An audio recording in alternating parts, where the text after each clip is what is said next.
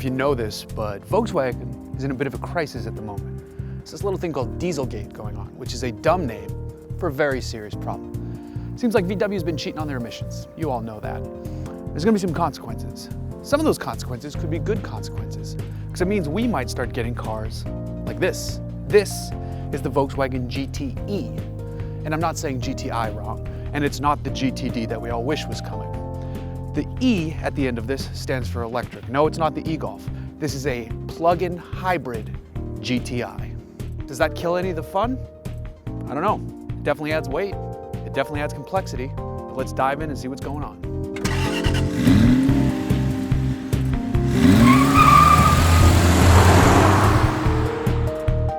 So this is what it's like to drive a quieter GTI.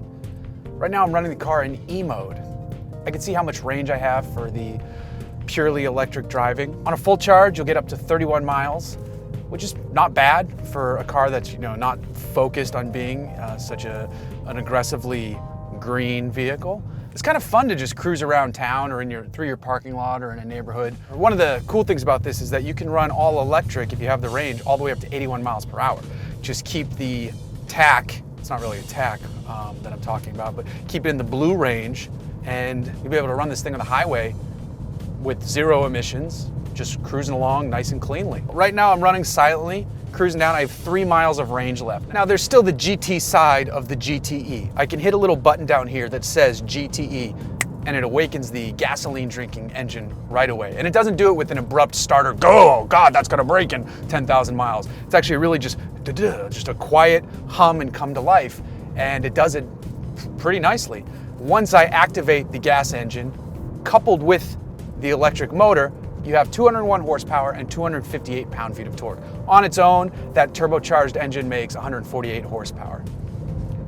Now this isn't a blistering car. 0 to 60 happens in 7.6 seconds, but that's pretty good considering they added 265 pounds through the battery pack. I've asked Volkswagen if they've made any chassis changes to accommodate that, and they said they didn't need to. I'm surprised they haven't gone with just stiffer springs, at least in the back. But who knows? It doesn't seem to need them though. Even in electric mode, as I pull away here, I'm kicking it up. I'm past the blue, and actually the gas motor didn't even come on. So that's pretty cool because I'm still in E mode. But like I said, the fun thing happens when you push this button, GTE. Gas motor came alive. You didn't even hear it come alive, but you'll feel it when you punch it. So it's still, it's a GTI. Slightly heavier GTI that gets way better fuel economy. I'm okay with that trade-off if you have a vehicle like this for your daily commute. There are ways to spruce up a GTE and make it more fun. Just do anything you would do to a GTI. You still have that hybrid system that you can kick on. If you have a plug system at home, you could charge it up. If your commute's short enough, you won't even touch the gas. It's kind of a win-win here. Now, this car went on sale in Europe in 2014. We don't have these yet. Based on what you're seeing in the news with Volkswagen, I will be absolutely shocked if they don't start talking about bringing this here. The GTD, they hemmed and they hawed, and maybe we know why they hemmed and they hawed on bringing that over. And that was a brilliant car. This is just as fun. It doesn't get saddled with a CVT hybrid gearbox. It has a true 6-speed DSG. So there's a lot of fun things happening here. In Europe, as equipped, this car is 36,000 euros. That would be at the top of the GTI range here, not counting the Golf R. Now you can't compare that, it's not an apples to apples because the exchange rate, there's differences in the way they package the cars. It's not a direct comparison. You can't just simply translate the money and say, whoa, that'd be one expensive as GTI or Golf. It doesn't work that way. Now I would imagine though, this would be a mid $30,000 car, possibly towards the higher end, but you gotta pay for that trade-off of the increased fuel economy. The total range on this car, if you have both systems fully, gassed up and charged up, is about 584 miles. That's a lot. And just like any GTI that you're used to, it has, comfortable seats. Volkswagen's infotainment screen's very nice. The funny thing on this one, since it is a Euro spec car, is the nav can't zoom into the US any further than 25 miles of range, so you just see a big picture of the United States, which is pretty useless. The engine's barely turning over here. It's getting some assist from the electrical side, because I can see that in the gauges. I mean, What's not to like? You take this onto your favorite curvy road and it's gonna feel like a GTI. You won't notice the weight. How's this? Take a GTI, put one of your fat friends in it, and it'll feel the same. Imagine the tuning possibilities they could do with this too if you let the tuners get into the electrical bits. That would be pretty amazing if they could start swapping in different batteries and increasing the electric motor. And then you'd have, bear with me here, you'd have a baby Porsche 918. Now, I said bear with me, but it's the same basic technology. This is hybrid for both the purposes of fuel economy and performance. This is one sweet little ride. I didn't expect to love this thing. I expected to think it was mildly interesting. It's much more than that.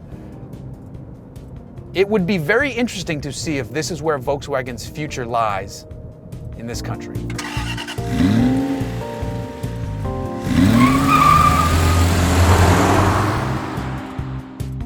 You know what? I'd almost consider this a luxury GTI. The added fuel economy could be considered somewhat of a luxury.